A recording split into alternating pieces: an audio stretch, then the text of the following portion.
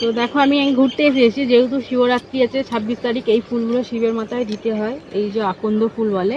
তা আমি এই ফুলগুলো তুলবো, প্রচুর গাছ আছে, এখান থেকে ফুল তুলে নিয়ে বাড়ি যাব। এই যে এগুলো ছোটো ছোটো আছে, বড়োগুলো তুলে নিয়েছে, আর একটু বড় বড় হলে ভালো হতো, যেহেতু বড় নেই এগুলো ছোটোগুলোই নিয়ে যাব। এই যে শিবের মাথায় দেবো,